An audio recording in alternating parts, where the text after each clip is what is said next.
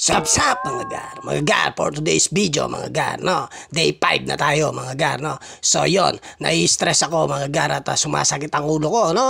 Yung nerves ko, no? Medyo kumikirot-kirot na, no mga gar, ayan, no? Ang sakit, no? Nai-stress din ako dahil sa pinaggagawa ni Idol Diwata, no mga gar, no? Pero okay na yun, no mga gar. At yan, inutusan tayo ni Mrs. na pumunta ng daw palengke na lang, no mga gar, para bumuli ng patatas at ng palamig na kanyang titimplahan mamaya. Tapos yung patatas para sa adobong manok na lang, no mga gar. Adobong manok muna ang ibebenta natin mamaya, no mga gar. At tapos nung sumapit ang alas 8 ng umaga mga gar, dinala ko sa school ang aking anak para mag-practice. Kasi alam nyo na, no? With honorable mention. Ang galing ng aking baby Yumi at ang aking pangalan na si Jared. Honorable din siya sa kanyang grade 10, no? Yan mga gar, no? Inatid ko siya hanggang sa classroom niya, no? Tingnan nyo naman mga gar, no? Press ko yung anak ko, parang nagkulang sa tela ang kanyang suot mga gar, no? Ano ba ang tawag dyan? Top crop?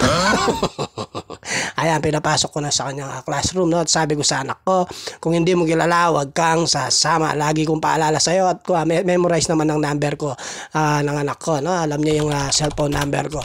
At syempre, ano pa bang gagawin ko, mga gar? Uwi na ako, no, mga gar, para tumulong kay Mrs., no, mga gar.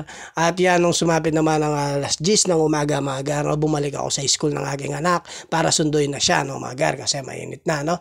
At babalik na lang kami sa Lunes para ituloy ang practice, no, mga gar.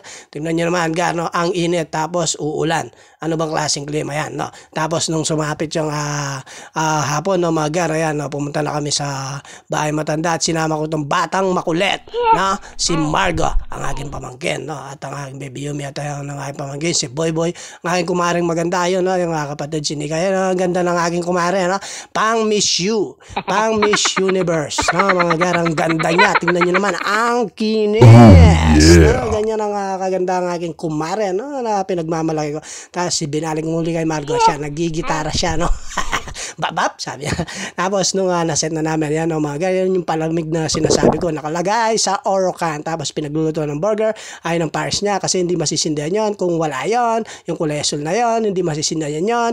Tapos yan, mga gano, sinaset na ititinda, no, for today menu, no, mga gar, ganun pa rin, adobong manok na lang, no, tapos magpiprito na ng kikiam, french fries, at saka fishball yung aking asawa. Meron din burger dyan, no, mga burger kayo dyan, no, burger, no?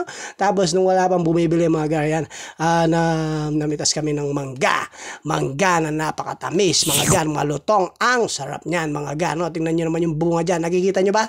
Ako hindi ko nakikita, baka may nakikita kayong hindi ko nakikita, and so mga gar, no? Oras na naman ng hapon, no, mga gar, kailangan na nating mag-prepare dahil may tungkulin tayong mga gampanan mamayang gabi, no mga gar. Hanggang dito na lang,